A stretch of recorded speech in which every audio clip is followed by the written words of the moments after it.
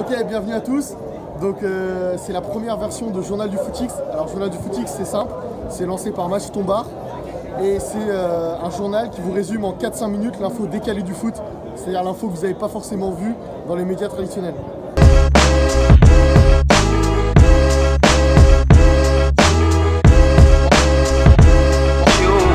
Donc le match de la semaine, j'ai choisi France-Moldavie, non pas pour la qualité du match parce qu'on s'est bien fait chier, mais plus pour un joueur, Olivier Giroud. Donc déjà pour nous, y a faute sur le gardien, sur le premier but. Donc voilà, on a décidé d'en faire un petit post que je vous laisse découvrir. Mais l'info à retenir, c'est aussi qu'Olivier Giroud a mis un but lors de ce match et qui reste donc le troisième meilleur buteur de l'équipe de France, mais plus qu'à 2 longueurs de Michel Platini. Les infos insolites de la semaine, alors on commence par la bière avec alcool qui fera son retour à l'Euro 2020. Donc c'est quand même une information importante, en espérant que la Ligue 1 suive et qu'il y ait enfin de la vraie bière dans les stades français. L'autre info insolite, c'est Mohamed Eni. Alors lui, il s'est retrouvé dans l'actualité malgré lui, parce qu'en fait l'Olympique Lyonnais a fait un communiqué suite aux incidents de l'Olympico. Et en fait au début de la vidéo de l'Olympique Lyonnais, il se retrouve comme un con au début de la vidéo, parce qu'il a trouvé le moyen d'être à l'aéroport à l'arrivée des joueurs lyonnais, à les insulter et tout ça. Donc voilà, la vidéo officielle de l'Olympique Lyonnais commence par Mohamed Eni. Alors lui, Glenn Tamplin, lui c'est un sacré personnage. En fait, il a repris un club cette semaine de D8 anglaise, c'est un millionnaire. Et il a décidé d'arriver, de virer tout le monde, de signer 15 nouveaux joueurs comme s'il était dans Football Manager. Et il a de grandes ambitions pour le club, il veut monter dès l'année prochaine, il veut dans les années à venir être dans les divisions professionnelles anglaises. Donc voilà, son club ça s'appelle Romford. Et il faut suivre de près Romford parce que ça peut être du lourd. Insolite aussi, même si on en a rien à foutre, le salaire de Pierre Ménès. Donc il a décidé de le dévoiler parce que des internautes sont venus le saouler avec ça. Donc voilà, il a dit qu'il gagnait 11 000 € net par mois à Canal+. Faites-en ce que vous voulez. Les anniversaires, joyeux anniversaire à Samuel Umtiti cette semaine qui a fêté ses 26 ans et Christopher Nkunku qui a fêté ses 22 ans.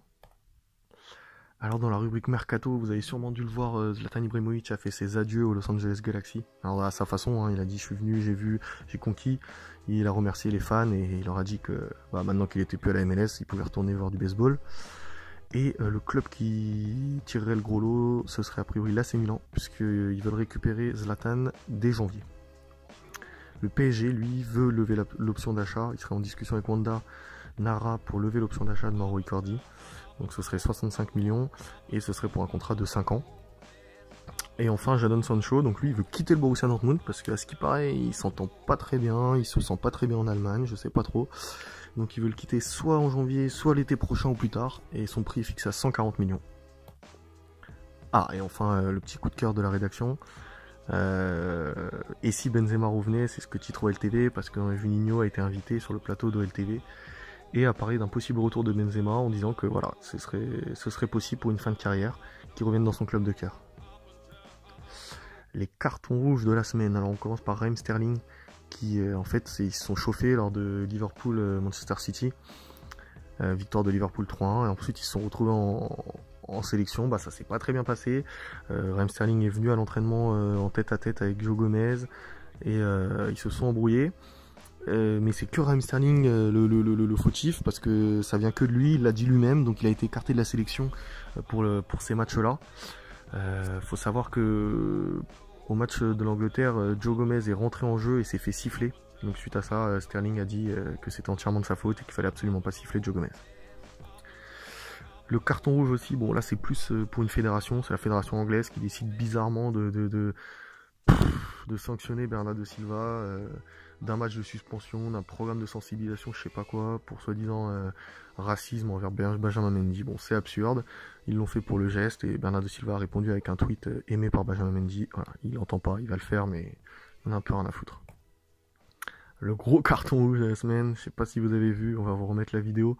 David Abraham, dans le temps additionnel, il court comme un ouf pour récupérer la balle et bam, il met un gros coup d'épaule à l'entraîneur adverse, ça crée une énorme bagarre. Donc voilà, il a été suspendu de 7 semaines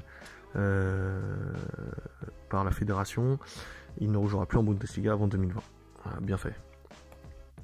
Et enfin le carton rouge, bon, ça c'est un avis perso, hein, mais regardez-moi ce maillot de l'Espagne, genre on dirait, je sais pas trop, un rideau genre, ou je sais pas ce qu'on dirait.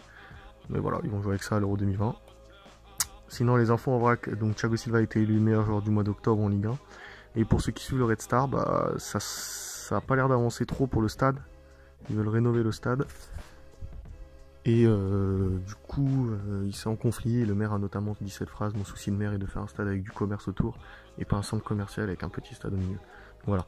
Je pense qu'il y a des mecs sur le dossier qui sont pas trop intéressés par le football et qui pensent un peu business.